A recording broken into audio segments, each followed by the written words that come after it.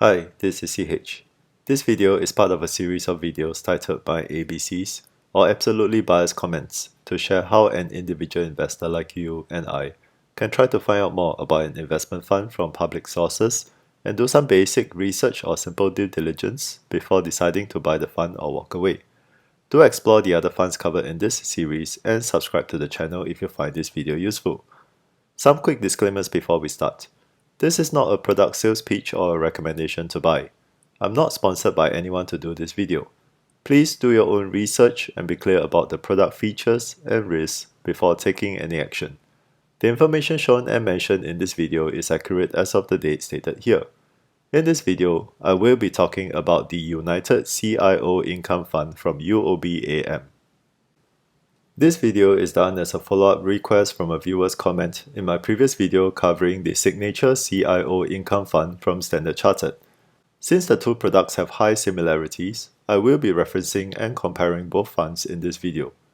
If you would like me to cover any funds or ETFs, do drop me a comment in any of my videos and I'll be happy to work on it as long as I can find enough information on the product. UOB stands for United Overseas Bank and is one of the three major local banks in Singapore after DBS and OCBC, and is well recognized by its logo as well as a unique seal mark that it uses. UOB was first founded in 1935 as United Chinese Bank or UCB by a group of businessmen led by Wee Keng Chiang and renamed to United Overseas Bank in 1965. The Wee family maintained management leadership in the company through the years. Wee Keng Chiang's son, Wee Choi Yao, was the chairman from 1974 to 2007 and was well recognized for his instrumental works to bring the company through economic uncertainties and to new heights. Wee Choi Yao's son, Wee Ee Chong, succeeded him as the deputy chairman and CEO of the firm till date. UOB today is headquartered in the two iconic towers along the Singapore River and operates globally with more than 470 branches and offices in 19 markets in Asia Pacific, Europe, and North America.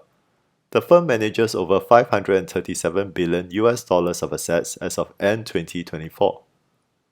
The United CIO Income Fund that is covered in this video is actually a collaboration between the private bank and asset management business segments in UOB, which is essentially to offer a version of the discretionary portfolio management as a multi-asset mutual fund to a wider investor audience.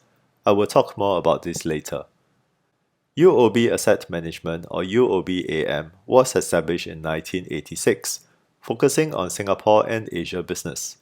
Core product offerings are Asian fixed income and Asian equity solutions. Though as seen in this chart, they have also expanded their offerings over the years in other exposures and asset classes, either via their own products or through partnerships with other fund providers. UOBAM manages over 37 billion Sing dollars of assets as of Q1 2025. As UOB has its own asset management business, it doesn't need to collaborate with a third-party fund provider like what Standard Chartered did. In this case, UOB Private Bank partnered with UOBAM to launch a growth-focused strategy and an income-focused strategy. The prospectus strangely doesn't specify the fund family correctly on its cover. The United CIO Income Fund is actually a sub-fund under the United Global Diversified Portfolios Fund family, as per stated in the prospectus. United Global Diversified Portfolios is set up as a Singapore umbrella unit trust, and the fund is registered as a MAS authorized scheme, which means it is suitable for retail investors. Similar to the Signature CIO Income Fund video, I am inserting in a quick few minutes to do a 101 on discretionary portfolio mandates or DPM, as this is the essence of the United CIO Income Fund as well. A DPM is essentially an investment service for investors who prefer to delegate investment decisions. This is like going into a Japanese restaurant that offers a wide variety of food, but you'd rather just pick one of the 3 omakase lunch sets and leave it to the chef to decide what dishes to prepare for you. In the investments world, standard DPM offerings is usually offered to private banking clients for a predefined minimum investment amount and typically comes in a few variations according to the client's risk profile. Some offer additional standardized offerings for specific objectives, such as income generation or regional biases. For clients with larger investment capital, the DPM offerings can be further customized according to specific client requirements. The bank determines the asset allocation and the investment products based on the mandate requirements and on behalf of the clients. The same resulting portfolio is applied to all clients who subscribe to the same discretionary portfolio.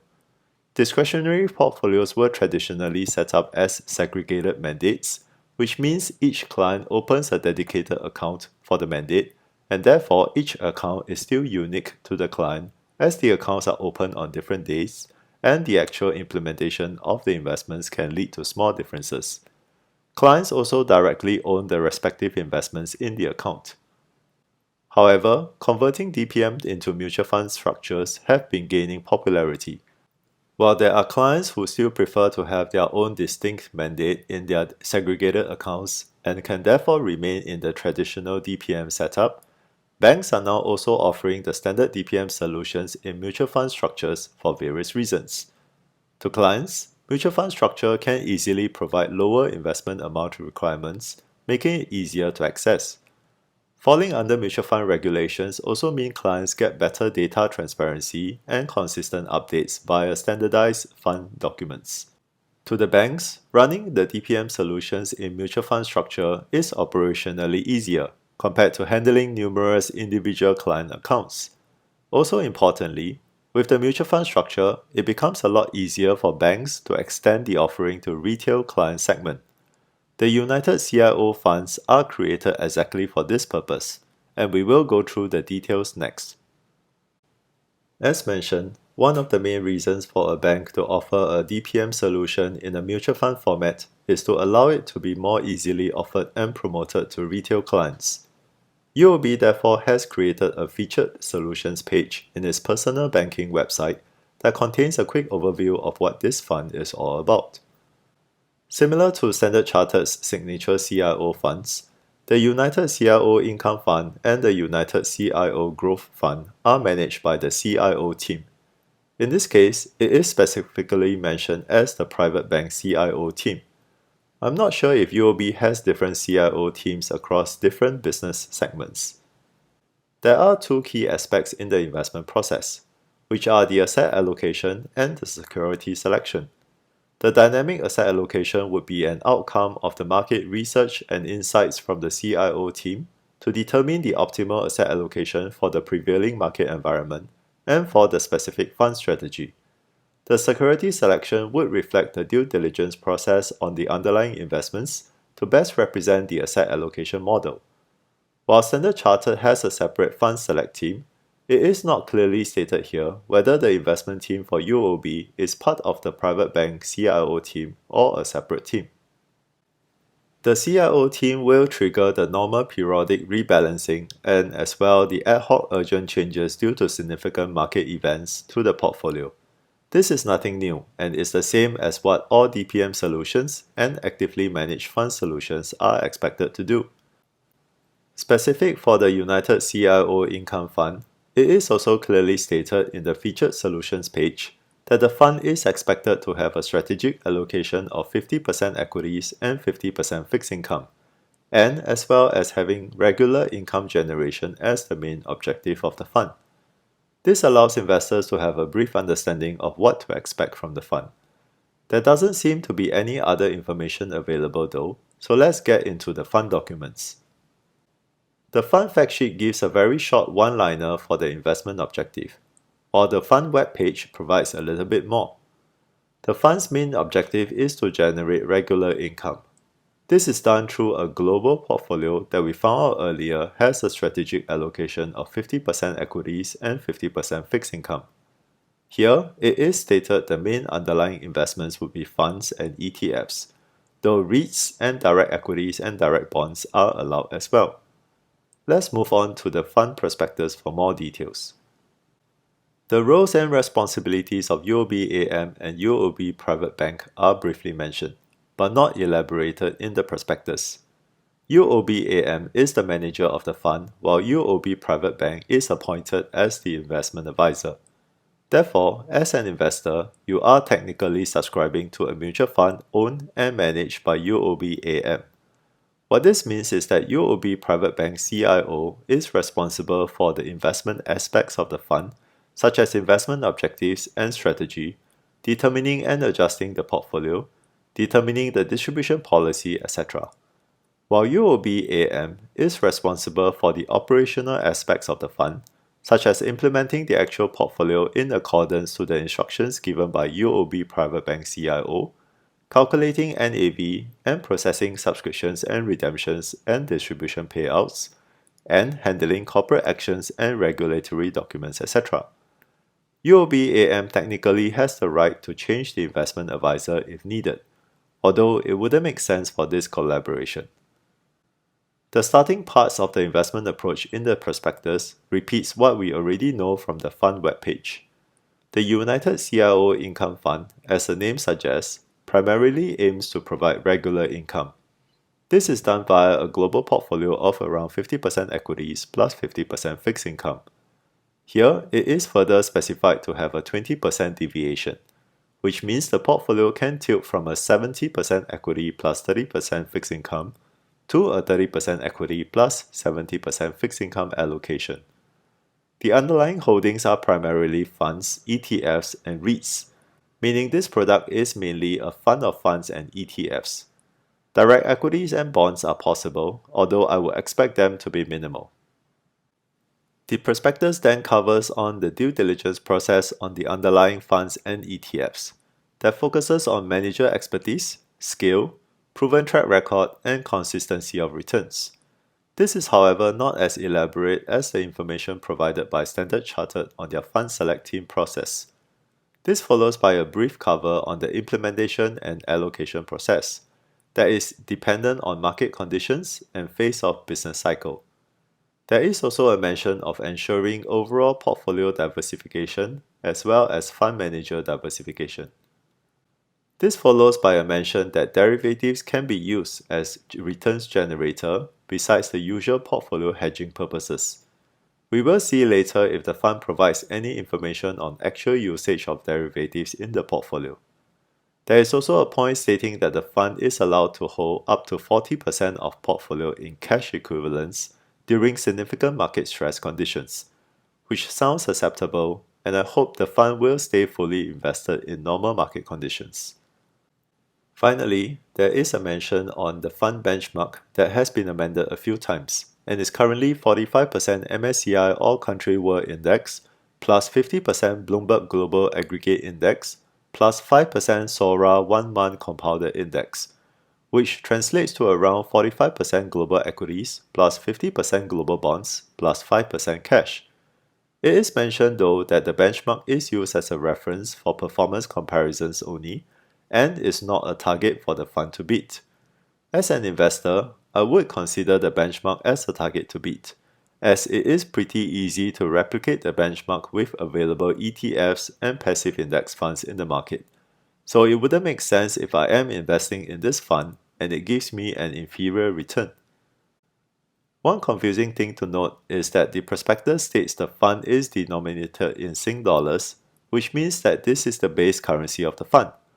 However, all the Sing dollar share classes are currency hedged, which normally wouldn't be the case as you won't hedge your currency exposure away from your base currency. As all the US dollar share classes are unhedged, it can only mean that the fund hedges all the currencies to US dollar exposure instead, and it would have made better sense to state the base currency of the fund as US dollars rather than Sing dollars. Similar to Standard Chartered, it is very difficult to find information on the actual teams and people involved in the United CIO Income Fund. The main person fronting the media and primarily responsible for the fund is Dr. Neo Teng Hui, who is the Chief Investment Officer or CIO and also the Head of Investment Products and Solutions in UOB Private Bank. The first title covers the macro and market research team, while the second title covers the investment products team. So he is effectively responsible for the end-to-end investment process of the fund. The United CIO Income Fund was incepted in November 2020. and currently has an AUM of about 814 million Sing dollars as of June 2025. This is a more popular product than the United CIO Growth Fund that has only about half of the AUM currently. The fund fact sheet provides some details on the current portfolio. Asset allocation wise, the fund currently has 49% equities, 42% bonds, 4% others, and 5% cash. I'm not sure what others refer to, and can only assume this relates to derivatives. Regardless, this allocation is still quite close to the strategic 50% equities plus 50% bonds mentioned in the prospectus. Country allocation wise, the fund is mainly exposed to US of 59%, followed by Europe and UK of around 19%. Asia including Japan is only about 13%, and a very small 2% is in Latin America. This country allocation combines equities and bonds together, so it is less clear on how the different exposures really look like. Sector allocation wise is a bit better, as we can clearly see the allocations of equities versus bonds. Equity wise, the main sectors are technology and financials. For an income-focused multi-asset strategy, it is interesting not to overweight on high dividend equities like what most other mutual funds do. But I think this is the correct approach, as the fund can easily set aside some capital gains for distribution purposes. Bonds-wise, the fund is holding mainly investment-grade corporate bonds, which shows it is not too aggressively going for high-yield bonds for the yield in exchange for more volatility and credit default risk. The fund only provides top 10 holdings instead of the full holdings list, like what the signature CIO Income Fund from Standard Chartered provides. This is a pity, as with the limited information, it is difficult for investors to better appreciate the relationship between the underlying holdings and the asset allocation model. From the top 10 holdings, we can see this is a mix of mutual funds and ETFs, which is expected of a DPM solution in mutual fund structure, as this is the easiest way to implement the solution.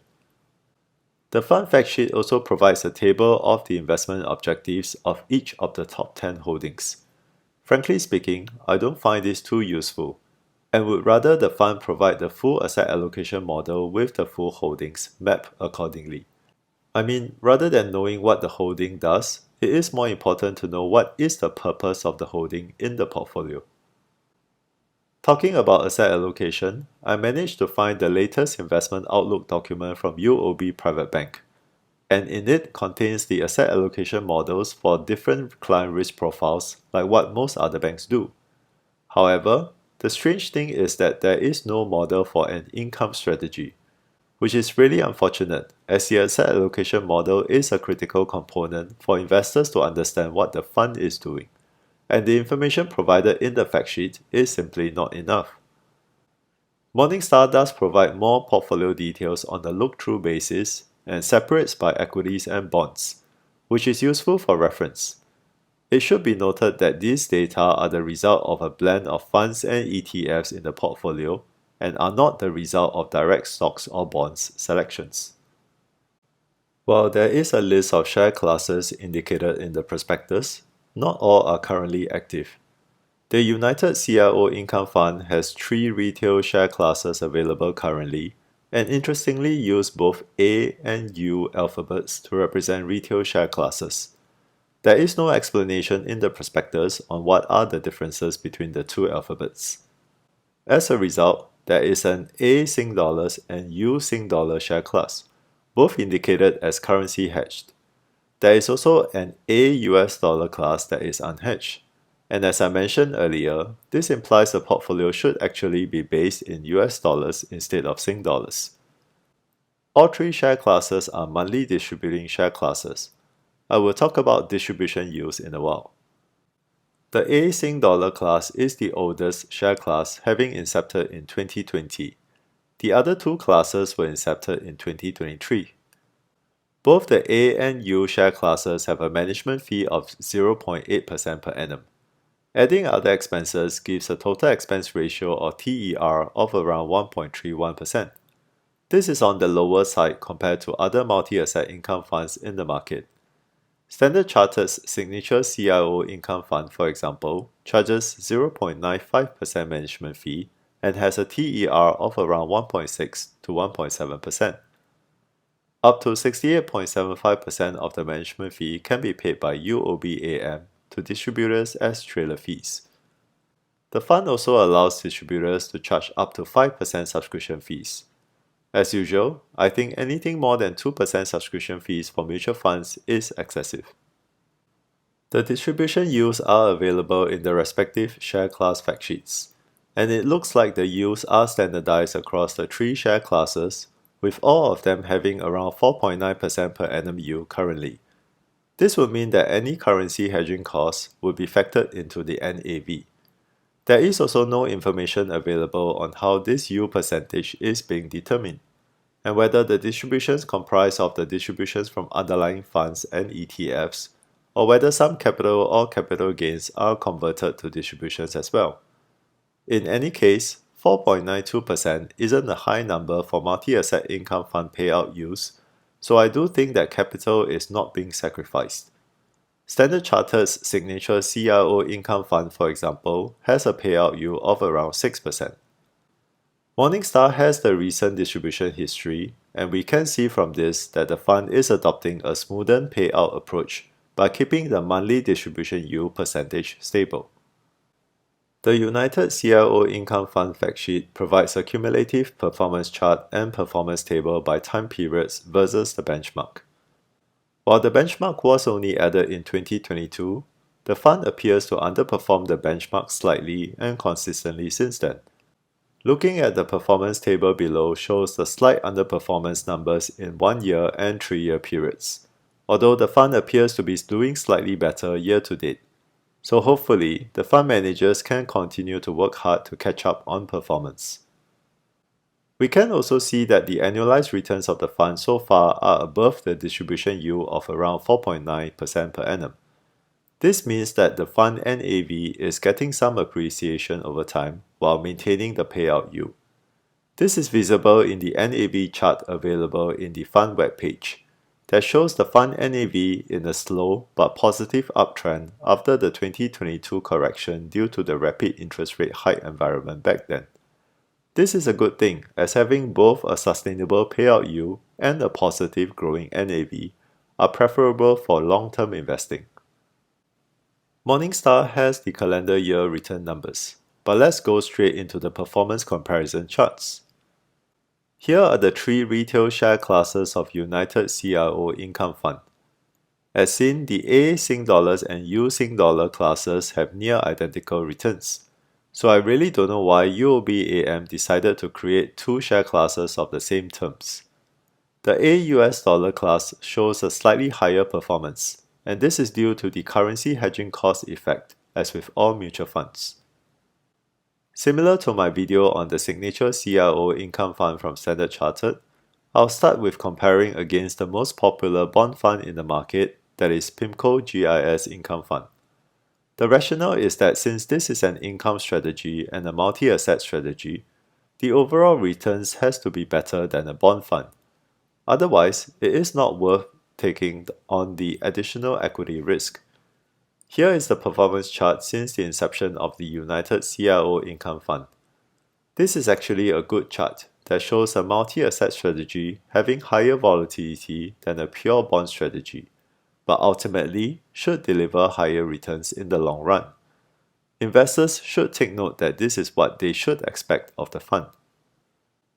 I also want to use this chart to advocate that it is less important to look at the fund's payout yield and more important to look at the total return instead. PIMCO GIS Income has a higher payout yield of around 6% per annum, but United CIO Income gives a higher total return over time. A higher total return is almost always better than a high payout yield because of compounding effects, unless you absolutely need that income payout urgently. That being said, the United CIO Income Fund is still not delivering enough returns for the 50% equity risk an investor has to take for investing in the fund. Here is a 3-year chart comparing the fund with PIMCO GIS Income Fund representing global bonds and Amundi Index MSCI World Fund representing global equities. If an investor had put money into 50% Amundi and 50% PIMCO, he would have gotten a return around the red circle mark that is notably higher than United CIO Income Fund's performance. So this is the gap that United CIO Income Fund needs to catch up on. As the fund also does not provide details on the asset allocation and product selection performance attributions, we wouldn't know whether the relatively weaker performance is due to one of these factors or both. Let's compare the fund with popular global multi-asset income or GMI funds in the market. For since inception period, the United CIO Income Fund is performing quite similarly with BlackRock GMI and Schroder GMI, while Fidelity GMI appears to be lagging behind everyone else. United does show a little more volatility than BlackRock and Schroders, especially during the 2022 drawdown and the subsequent recovery. Here is a 2-year chart so that I can also incorporate the signature CIO Income Fund from Standard Chartered that has a shorter track record.